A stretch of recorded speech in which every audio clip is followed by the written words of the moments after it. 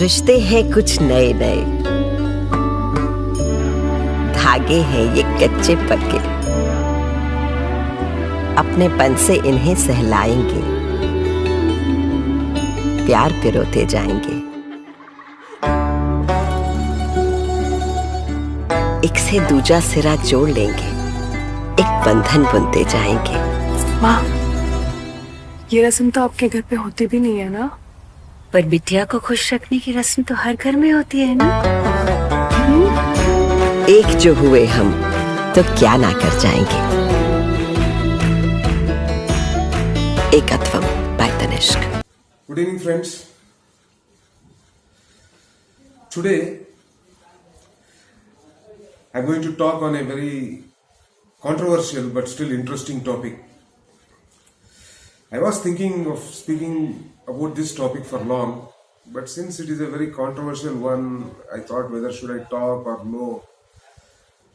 But today I felt that need that I should talk for the benefit of the young people of this country.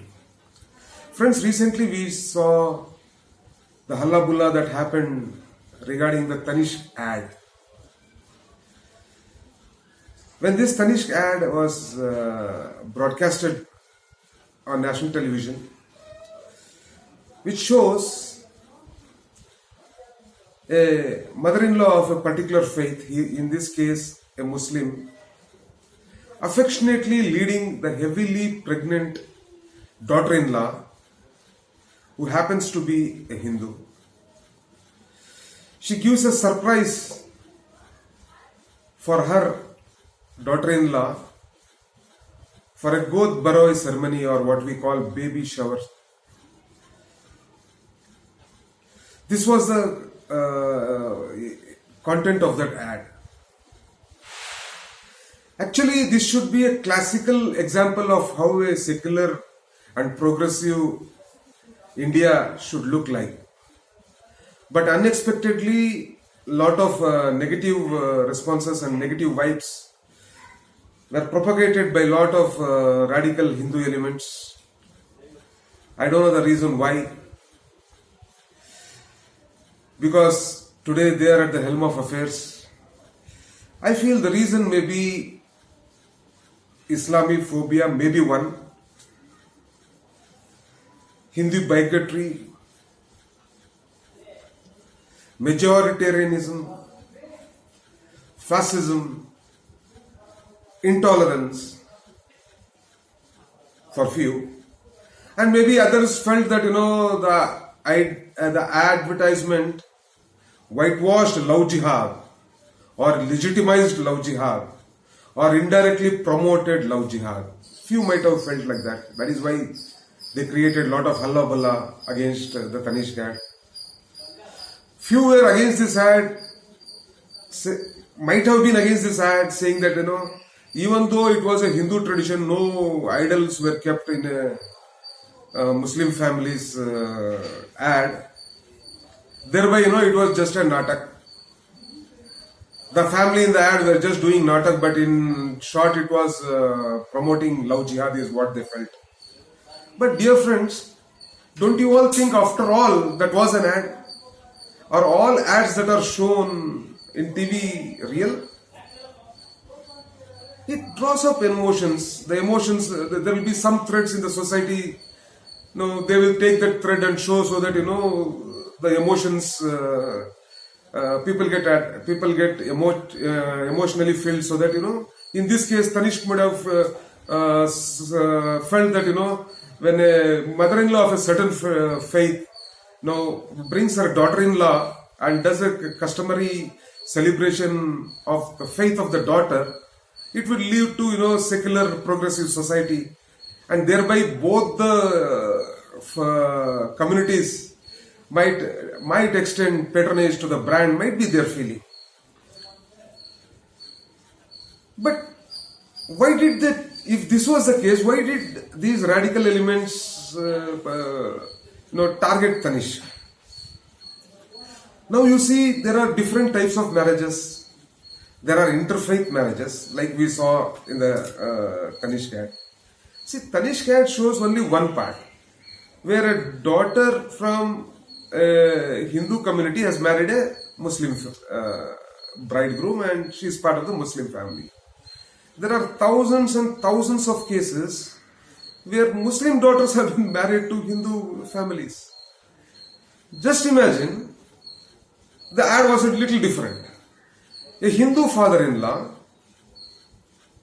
now during Eid, makes sure that his Muslim daughter-in-law is allowed to celebrate in the true spirit of Eid in a Hindu family, and the celebration in the family was shown in an ad.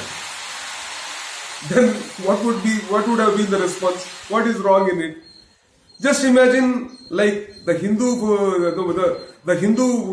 radical elements were against that. If such an ad was there, if the radical elements within Muslims tell that, why should they do that? What is wrong in a Hindu family if they celebrate Eid for their daughter-in-law who happens to be from that faith?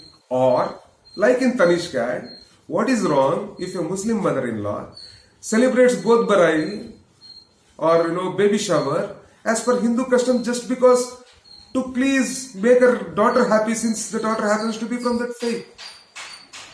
What is wrong in that? Or let me put the other way. If there was an ad where a Hindu mother-in-law did a Godh Barai or baby shower for a Muslim daughter-in-law as per the Muslim traditions, what would have been the response?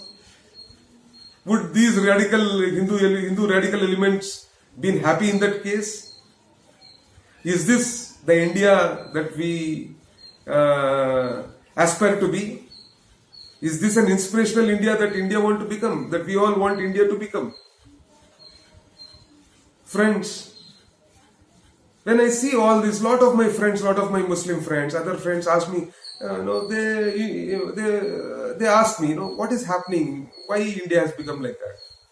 Friends, when we were children in a small Mofussil town like Ballari, not that there were no skirmishes. Even then there were skirmishes within our friends. Maybe basically when we were very young, the boys between Hindu and Muslim communities used to play cricket. Then there were India-Pakistan matches. Few Muslims used to support that. I'll never say no. We all used to tell them, being an Indian, you should support India. Why are you supporting Pakistan? We used to say that. A lot of Muslim friends among my locality also used to tell, why are these guys, supporting Pakistan? Why are they bursting crackers? It all started like that.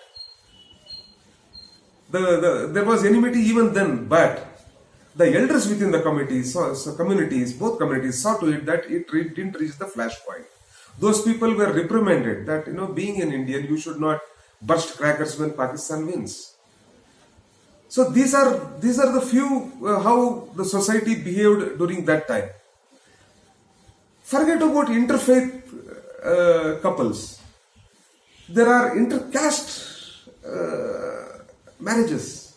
India is a very diverse country. Different castes have different customs. Even within Hinduism, there is Shaivism, there is Vaishnavism. A different caste has a different traditions. Different other castes have different traditions. The Shudras are different from the Vaishyas, Kshatriyas and the Brahmins. Even in intercaste marriages, there are a lot of issues. That does mean that, like interfaith marriages, even intercaste traditions, which are bound. And with different faiths, for example, I myself have married to intercaste girl. So what's wrong in it? There's nothing wrong in it. We follow our customs, they follow our customs. Or amalgamation of customs takes place. So there are marriages even inter-race. An American marries an African, an Indian. I know my friend, an Indian who has married an American citizen.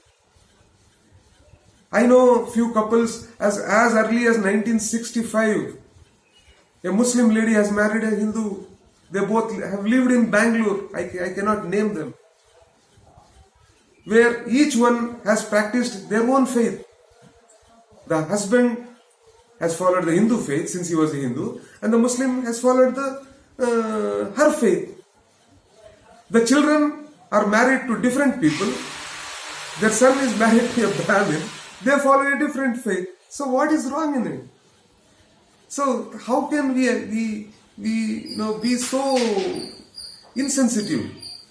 How can we be so intolerant to all these things? Now let us look to these Hindu ultranationalists who once when Mumbai was bombed or terrorist attack happened on Mumbai, these were the same people who glorified Tata as a great nationalist. But after the Tanishq has happened, all of a sudden, Mr. Ratan Tata has become a villain for these bigots.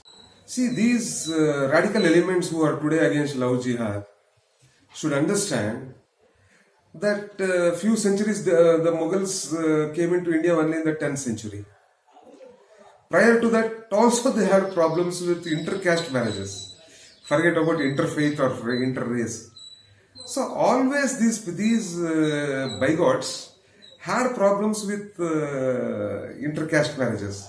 Today they have problem with interfaith marriages. Not that today they don't have problems with intercaste marriages. They have problem with intercaste marriages too. That is why honor killings are today taking place. So don't be under the impression that tomorrow, if interfaith and interrace marriages stop, these communal bigots will stop. Then they will target the intercaste marriages. So the problem is with 5 to 6% or 10% radical elements on both sides, on the sides of Hindus as well as Muslims, who are laying the foundation for a divided India, who are laying a foundation for a very divisional and communal society, which will be a bane for India and not a boon. Jai Hind.